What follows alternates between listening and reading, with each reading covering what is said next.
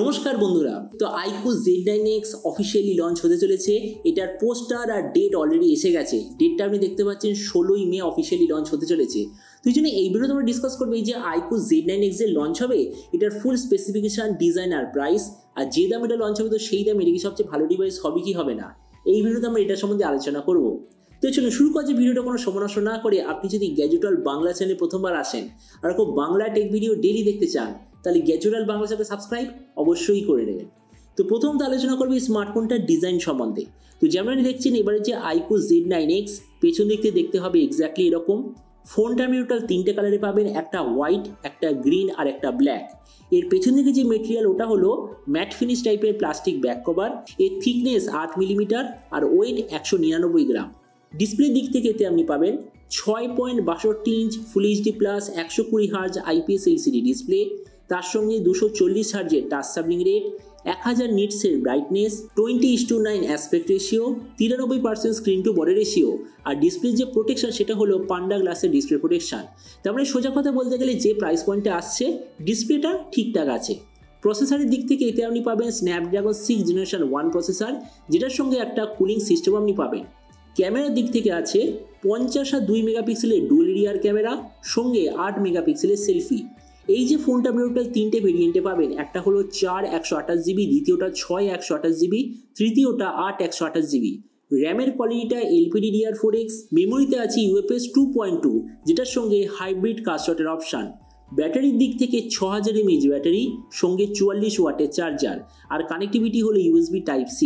তো এবার এই স্মার্টফোনের বাকি কিছু ফিচার বলতে গেলে এতে আপনি পাবেন Android 14 out of the box, 3.5mm jack, dual speaker, side mounted fingerprint sensor, আর IP64 এর ওয়াটার ডাস্ট প্রোটেকশন। আর এর OS আপডেট সাইকেলের দিক থেকে বলতে গেলে 2 বছরের মেজর OS আপডেট, 3 বছর সিকিউরিটি আপডেট পেয়ে যাবেন। এবার সবচেয়ে মেন জিনিস, ফোনটা কবে লঞ্চ হবে, কী দামে লঞ্চ হবে। তো দেখুন লঞ্চ ডেট 16ই মে। আর এরপর আমি যদি প্রাইস সম্বন্ধে বলি তো বলা হচ্ছে যে এই স্মার্টফোনটা ইন্ডিয়ান মার্কেটে লঞ্চ হওয়ার কথা এক্স্যাক্টলি 12,500 টাকায়।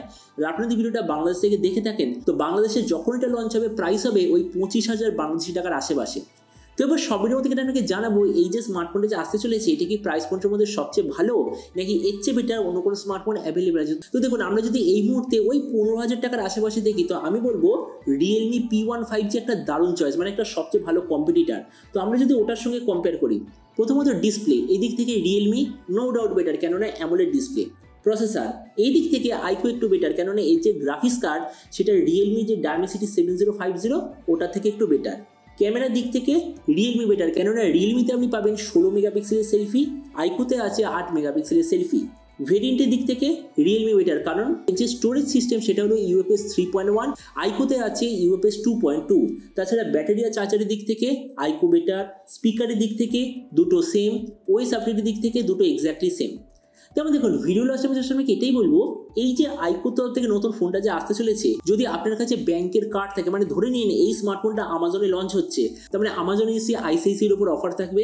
যদি আপনার কাছে ICICI এর কার্ড থাকে আর যদি আপনি এটা 4 128GB বা 6 128GB এই ভেরিয়েন্টটা নিতে চান তো আমি বলবো সবচেয়ে আলটিমেট ডিভাইস হবে অফার নিয়ে। কিন্তু আপনার কাছে যদি কোনো ব্যাংকের অফার না থাকে আর আপনি যদি 15,000 টাকা একটা অলরাউন্ড ফোন নিতে চান তো আমার মতে মনে হয় সেম প্রাইস পয়েন্টে Realme P1 5G বা Narzo 75G যে বেস ভেরিয়েন্ট সেটা আইকো Z9X এর থেকে বেটার।